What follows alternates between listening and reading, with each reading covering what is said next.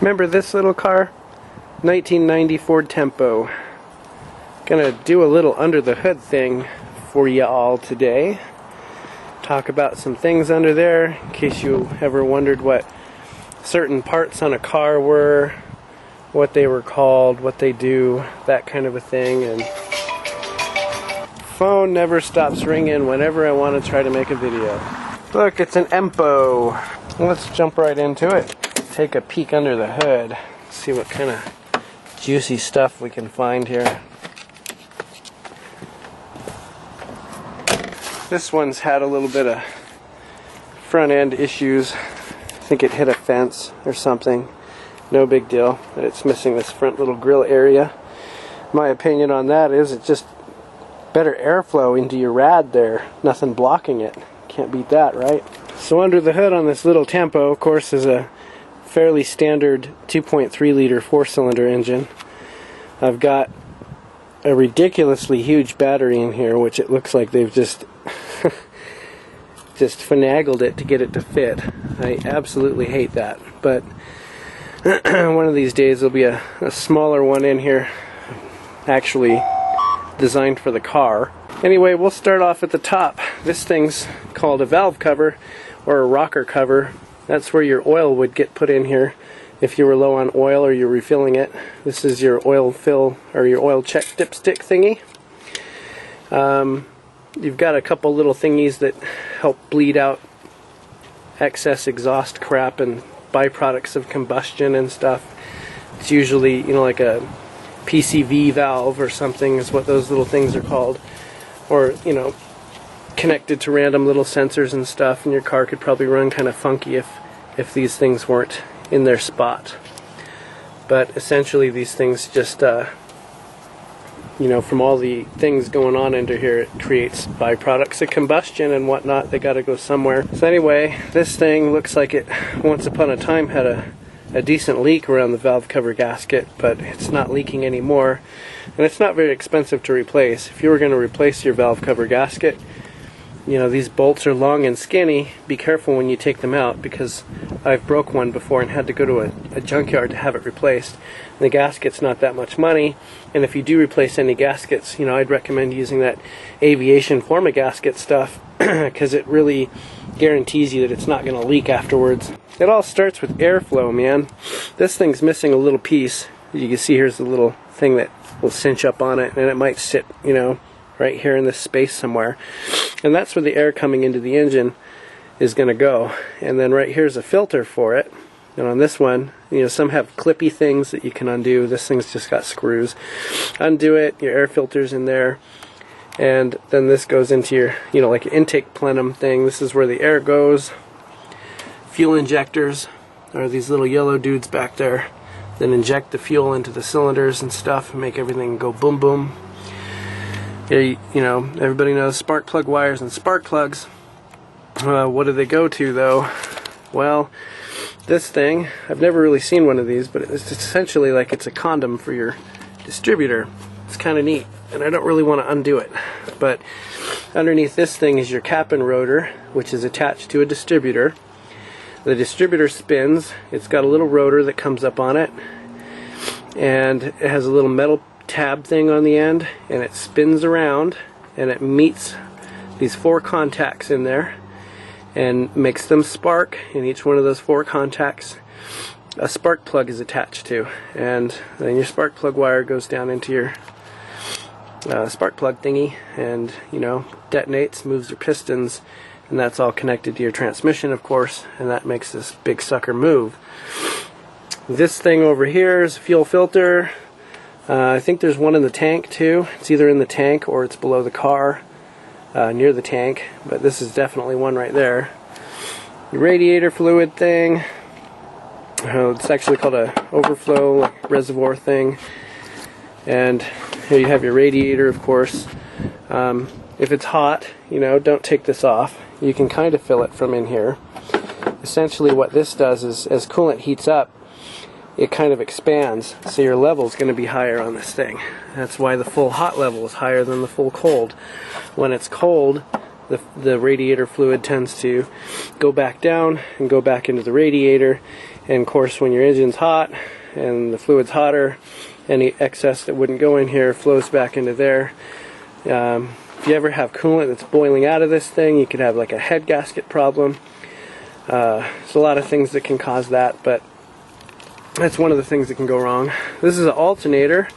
This charges that and basically helps, does all your electronic stuff. Any squealing noises you might have when your car starts can be from the belt. This is just a simple alternator belt. And then there's a serpentine belt down there, which drives the water pump, power steering pump. I haven't really looked under there, but it could be attached to other things too. There's going to be a tensioner pulley in there too. If it's not your belt squeaking, these ones are pretty tight. It could be like a pulley or something that's going bad, and that could suck if your pulley ever seizes up on you. You can see its little oil filter right here for oil changes and all of that. This is your power steering pump. It says don't overfill it. Fords tend to have really noisy power steering pumps, or if you do overflow it a little bit, it might quiet the sucker down. Down here, this little black stick thing here is for your automatic transmission. That's how you check the fluid level. If you check your automatic transmission fluid, your engine, or your transmission rather, needs to be warmed up and sitting in park on a level surface. And you check it while the car is running. And this is also the same spot that you fill it up at. This also has a transmission cooler, which is pretty cool. Helps prolong the life of your tranny because it keeps your fluid and everything at a cooler temperature than cars without one would. Of course, you've got random things like these little vacuum hoses. This one tends to be this is cracked up a little bit. And it's really cheap and easy to replace. Of course, you've got sensors all over the place too, like that, and things that help this engine run better. And if they tend to go bad on you, it can make your whole engine run all stupid and funky because it doesn't know what's going on. Windshield washer fluid, I don't like to use them very much. This is where you check your brake fluid and stuff. It's supposed to have a cap on here. This is actually really ridiculous because you could buy a cap for really cheap for this thing, and they have tinfoil over it. This is supposed to be, not really exposed to air or water or anything like that, or dirt. So that's really not a good idea to have sitting there like that. Just absolutely hate this big oversized battery. Another problem about having an oversized battery is if it excuse me, tends to stick up too high, and there's not like this cloth thing that's on this thing. It can arc and do crazy shit. Really, if your negative terminal is touching any kind of metal or whatever, it's not really going to be an issue. It's the positive one that can cause problems with. And when I first looked under the hood of this little rubber guard thing was hanging off over to the side, so I made sure it was in place because it really should be, especially since it's so big. I don't really want it touching anything up there. So let's do a cold start. This thing sat overnight and it's around freezing temperature right now. Let's see how she starts. Oh, also under here, your starters are really easy to get to on tempos. You can't really see from up here, so we'll go underneath. Taking a peek underneath here. A little bit of oil drippies and stuff. That's your oil pan right there. And then right up from that is your starter, which is right here. And that's what cranks your car over, of course. As far as your transmission goes, this is the transmission pan right here. It's got about a dozen bolts on it.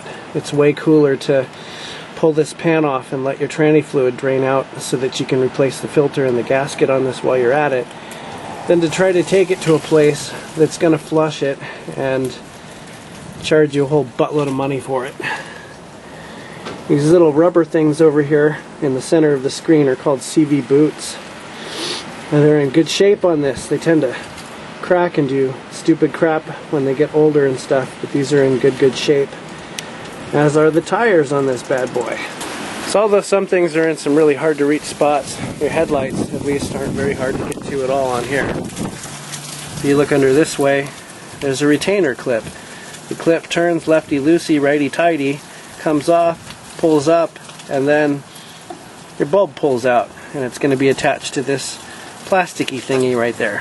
When you do go to replace a halogen light bulb like this, try not to touch the lens thing with your hand, because your oils from your fingers on the lens thing can shorten the life of the bulb. Alright, now it's cold start time. And these automatic seatbelt things, I don't know why anybody ever thought those were a good idea. Freaking annoying.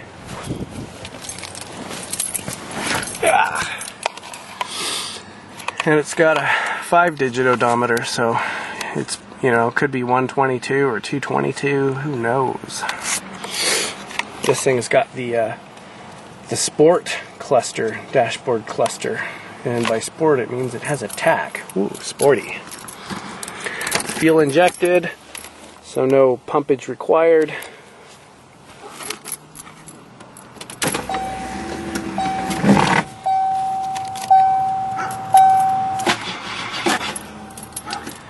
Well, didn't hold it long enough. There we go.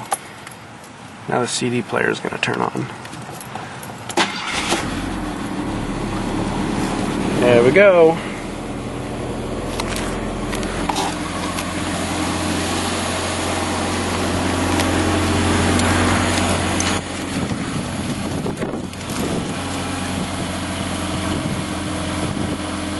That little whining noise you hear out here is the fuel pump.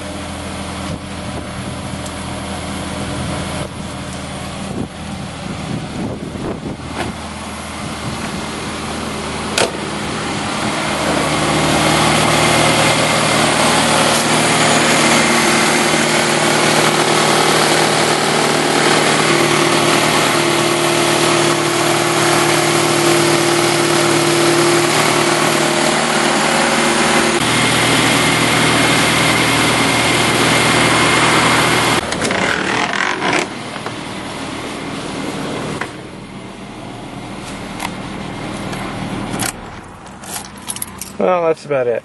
Oh, and I got that thing to work too, because that wasn't blowing.